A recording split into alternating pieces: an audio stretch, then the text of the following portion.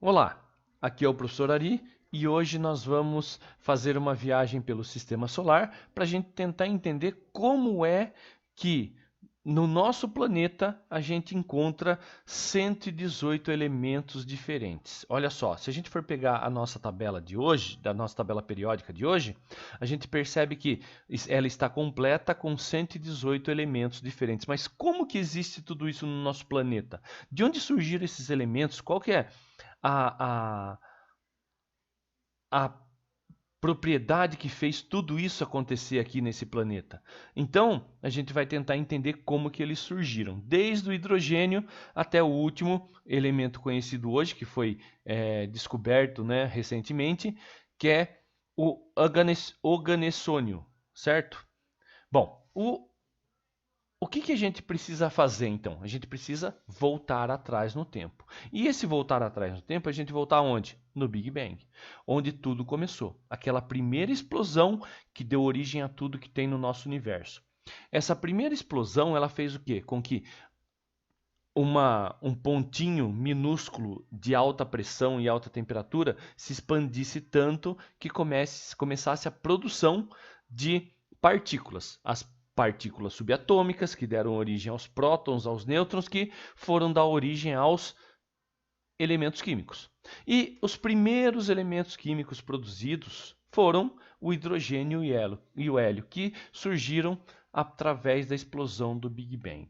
Certo? Com essa explosão do Big Bang, deu o quê? Deu-se a origem de tudo o que a gente tem no nosso universo. Portanto, o hidrogênio e o hélio podem ser considerados os pais de tudo que a gente tem ao nosso redor. Certo? Bom, continuando, logo que o Big Bang surgiu, vocês percebem que era tanta energia, tanto calor, uma coisa tão caótica que começou a surgir o quê?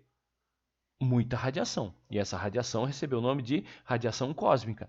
Essa radiação cósmica, que hoje a gente chama de radiação cósmica de fundo, porque depois de mais de 14,5 bilhões de anos, ela ainda existe, porém é bem remanescente. O que a gente percebe? A gente percebe que boro, lítio e berílio foram os elementos produzidos nesse momento pela radiação cósmica. Certo? E essa radiação cósmica de vários tipos, é uma radiação que continha micro-ondas, ondas de rádio. Então, a radiação cósmica, nesse momento, ela foi importantíssima para que a gente conseguisse aumentar a quantidade de elementos que existiam no nosso universo primordial. Daí o que aconteceu? Surgiu a Era das Estrelas. Então, os elementos começaram a se aglutinar, principalmente o hidrogênio, e deu origem às pequenas estrelas, que são nada mais nada menos que estrelas parecidas com o nosso Sol. Essas estrelas, durante o tempo de vida dela, elas vão produzindo elementos químicos através de reações nucleares. Essas reações nucleares, elas não conseguem produzir elementos muito pesados. Por quê? Primeiro, como a estrela é pequena, ela só vai produzir até uma certa quantidade de elementos químicos, certo? Então nós tivemos a produção de carbono, de enxofre, de nitrogênio e oxigênio. Por quê? Porque a temperatura que é possível você conseguir numa estrela pequena não nos permite a produção de mais elementos. Né? Então, quando você tem uma estrela como o nosso Sol, uma estrela pequena, os elementos produzidos são apenas esses. Mas aí você se pergunta, nossa, mas espera aí, como é que existe um planeta sólido, sendo que o Sol só consegue produzir esses elementos? E olha mais uma coisa. Se a gente for analisar o nosso Sol do jeito que ele está hoje, ele tem em torno de 80% de hidrogênio e 20% de hélio. Ele ainda não chegou no estágio de produzir esses elementos que eu estou falando aqui para vocês. Então, sabe o que significa isso? Significa que o nosso Sol é uma estrela de segunda geração.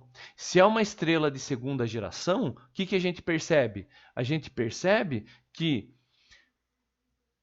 teve uma estrela antes da nossa que explodiu, dando origem ao nosso Sol. Então a gente pode dizer que o nosso Sol é uma estrela filha.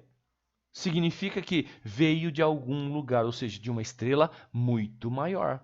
E essa estrela maior é uma gigante vermelha ou uma gigante azul, certo? Que são responsáveis por o quê? Pela produção de elementos mais pesados. Então significa que o nosso Sol só existe porque uma grande estrela acabou explodindo para produzir o nosso Sol. Então o que acontece? Quando uma estrela desse tamanho, que nem por exemplo aqui, ó, uma Rigel, que fica nas Três Marias, né? Que é uma gigante azul, ou uma gigante vermelha. Não, mas quando eu digo gigante, é isso mesmo. Ó. Vocês dão uma olhadinha no nosso Sol, como ele é pequenininho, perto das outras estrelas. Ele realmente é uma estrela muito pequena. Então ele não consegue produzir uma quantidade maior de elementos. Porém, as gigantes vermelhas e azuis são capazes de produzir o quê? Olha a quantidade de elementos a mais que eles produzem. Certo? Então, esses elementos, que nem o sódio, magnésio, alumínio, silício, manganês, ferro, nióbio, zircônio, são todos elementos que são produzidos dentro dessas estrelas, certo? São produzidos durante o tempo de vida delas, certo? Tá? Bom, mas só que essas estrelas, elas têm um tempo de vida e quando elas explodem, elas se transformam em supernovas. Então, essas supernovas, que são explosões de estrelas gigantes, né? Uma explosão onde ela se transforma em uma coisa completamente diferente, é capaz de produzir mais coisa ainda, ou seja, mais elementos ainda, do que teria só se ela ficasse no seu desenvolver de vida natural. Então, na explosão, a quantidade de coisa produzida é maior ainda. Dá uma olhada aí, ó. Olha só a quantidade de elementos químicos que são produzidos quando uma estrela muito grande explode. Então, além do ferro, além do cobre, são produzidos elementos mais pesados, como o zinco, como o ósmio, o irídio, platina, ouro, que são elementos muito mais pesados, até inclusive o urânio. O urânio ele é produzido por uma explosão de uma supernova, certo? Que na realidade é o último elemento natural que a gente tem no nosso sistema solar. Ah, mas aí o resto da tabela periódica? O resto da tabela periódica foi desenvolvido pelo ser humano. Exatamente. Por quê? Porque o ser humano, com a tecnologia que tem, ele é capaz de também desenvolver e descobrir elementos químicos. Então, a nossa tabela periódica hoje, ela está completa por vários fatores. Não é simplesmente a ação do homem ou o Big Bang, não. É um conjunto de fatores que, na evolução do nosso universo, foi possibilitando a formação dessa tabela periódica. E a gente consegue perceber ela, né, nessa imagem aqui, que a gente tem o quê? Os elementos químicos aparecendo de diversos locais. Por exemplo, o que está em vermelho foi produzido no Big Bang. O que está em azul foi produzido dentro de uma estrela grande. O que está de salmão foi produzido pela explosão de supernovas.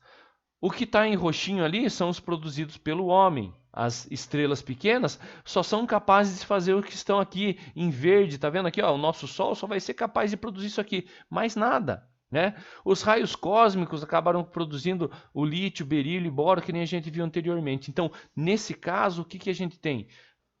Um patamar geral de como as coisas chegaram até como estão aqui hoje, certo? Desde o Big Bang até a tecnologia do homem. Né? Então, isso é para vocês terem uma ideia de onde que veio, né? De onde vieram esses elementos que estão na nossa tabela periódica completinha e bonitinha que a gente tem hoje. Certo? Espero que vocês tenham gostado, aproveitem bem e é um conhecimento que eu acredito que seja interessante para todos. Muito obrigado e até a próxima.